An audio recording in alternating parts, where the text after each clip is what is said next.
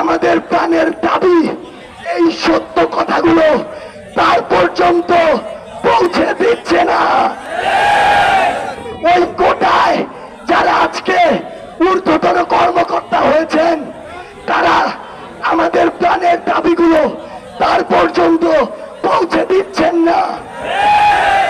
আমরা আজ শাহবাগের মঞ্চ থেকে বলতে চাই, মাননীয় প্রধানমন্ত্রী, এখনো পুরো বাংলাদেশের ছাত্র সমাজ আপনার দিকে চেয়ে আছে। আমরা এখনো আপনার প্রতি আস্থা রাখি। আমরা চাই, আমরা অনুরোধ করি, পুরো বাংলাদেশের ছাত্র সমাজের দিকে তাকিয়ে আপনি এই কোটা সংবিধান অনুসারে যৌক্তিক একটি সংস্কার করুন, শুধুমাত্র অনগ্রসর জাতিগোষ্ঠীর জন্য। নাতিপুতি কোটা আমরা মানি না, এটা আমরা মানতে পারি না।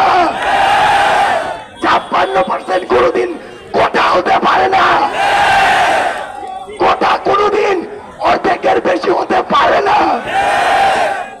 আমরা আমাদের জায়গা থেকে এই প্রাণের দাবিগুলো আপনাদেরকে জানিয়ে শুধু একটি কথাই বলতে চাই, অনেক রাজনীতিবিদ গোলা বাড়িতে মাছ শিকার করার জন্য অনেক কথা বলে। আমরা যেদিন আমাদের যৌক্তিক দাবির সৎ প্রতি উত্তর পাব, সেদিনই আমরা পড়ার টেবিলে ফিরে যাব।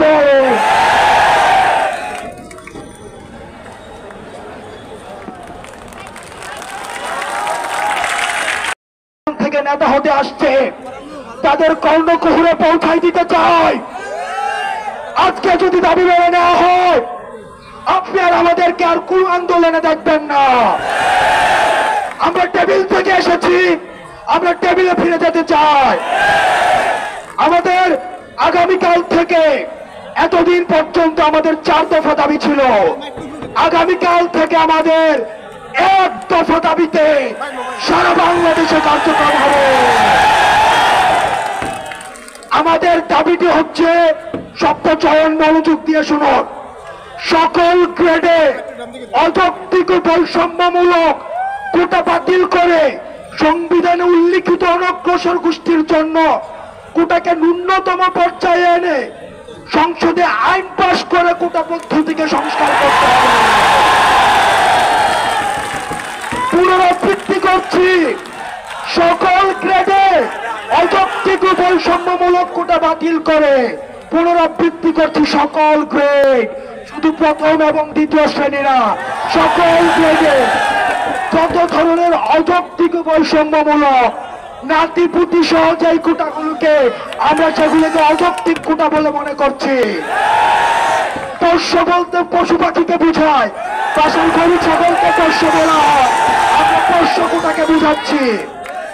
সংবিধানে যে উল্লিখিত অনগ্রসর গোষ্ঠীর জন্য যে কোটা রাখা হয়েছে, সেটাকে ন্যূনতম মাত্রায় এনে সংসদে আইন পাশ করার মধ্য দিয়ে কোটা পদ্ধতিকে সংস্কার করতে হবে। সে দাবি বাস্তবায়নের জন্য আগামীকাল 3:30 থেকে আগামীকালের যে কার্যক্রম, এই কার্যক্রম ঘোষণা করবেন আমাদের সমন্বয়কের মধ্যে অন্যতম নাহিদ ইসলাম।